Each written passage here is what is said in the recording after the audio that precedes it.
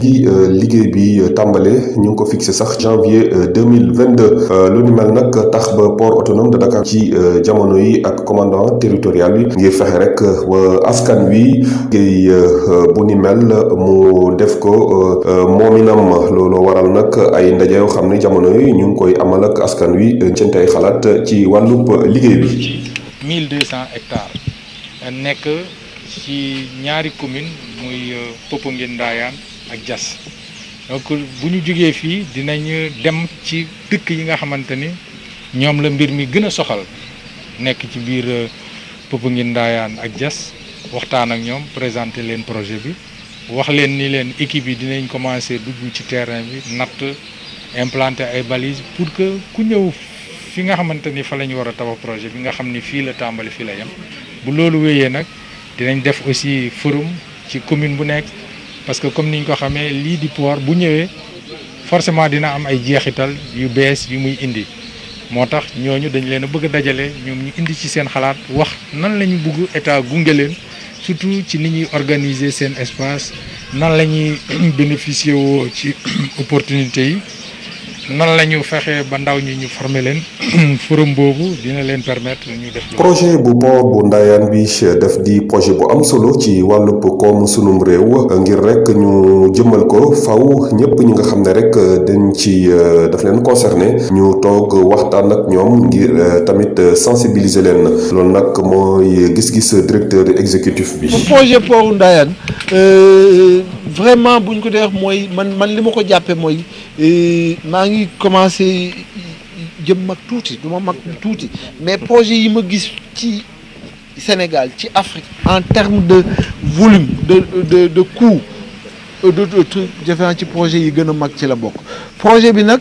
lii ñu mébét préfet mébét ko chaque fois bu ko mébétee woo ma topp ci ginnaawam di ko jublu mooy mën a gën a tasaare mbir mi mooy képp ku ci bokk képp ku ci jege képp ku ci taq ku ne nga yëg li xew yëg li ñuy def xam nuñ koy defee ak yow ban rôle nga ci war a mën a jouer loolu moo tax a jóg te projet nag comme niñ ko waxee ci biir salle bi kenn mënu koo def te doo am ñoo impacté ñi ngay impacté mooy ñi nga xam ne projet bi da leen di laal ñooñu ñu seet ni yoon wax ñu def kook ñoom. gannaaw réunion bi nga xam ne amal nañ ko keroog ngir rek décliner ni nga xam ne moom mooy programme d'action yi danañ war a amal tamit ay ndaje ak askan wi ngir rek fexe ñi nga xam ne projet bi daf leen impacté ñu am information bi ci war ak ñëpp ñi nga xam ne ñoom ñoo nekk ci chaîne bi ñu nekk au même niveau d'information. port bu Ndayane ñu fàttali rek ne ci phase bu njëkk bi dina nécessiter benn budget bu junni milliards ci sunuy koppar te su noppee nag dina tax ba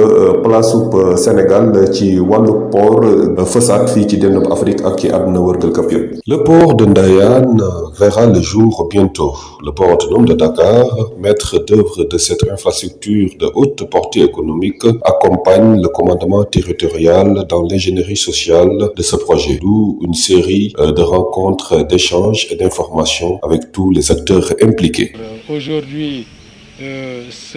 cette ingénierie sociale va se prolonger à travers des rencontres ciblées dans les villages directement impactés par le projet, dans les communes de Popenguine Ndayane et Diass. Et je pense que de plus en plus, c'est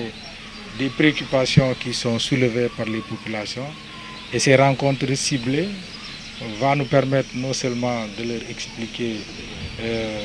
le contenu du projet, mais aussi les modalités qui sont retenues pour l'indemnisation, mais surtout leur permettre aussi d'exprimer leurs préoccupations afin d'amener l'autorité à les intégrer dans la prise de décision. Et tout ceci va être ponctué par un forum dans chacune des communes concernées, en l'occurrence Diass et Popenguine Ndayane, pour que ces acteurs non seulement s'approprient le projet, mais également se mettent dans une posture d'anticipation, surtout par rapport au bouleversement que cette infrastructure va engendrer dans leur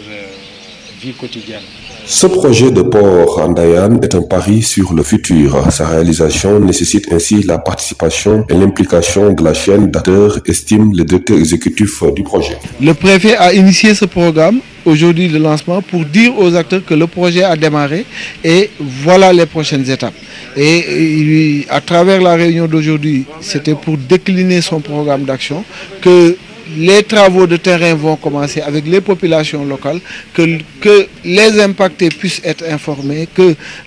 toute la chaîne puisse avoir l'information. Et que très bientôt, on verra des équipes sur le terrain qui vont mesurer, qui vont nettoyer pour pouvoir installer les premiers éléments de balise, pour pouvoir délimiter la superficie, pour que les gens sachent que voilà maintenant les limites de la superficie du projet. Et à partir des limites de la superficie du projet, on va commencer dans moins de 6 mois les premiers travaux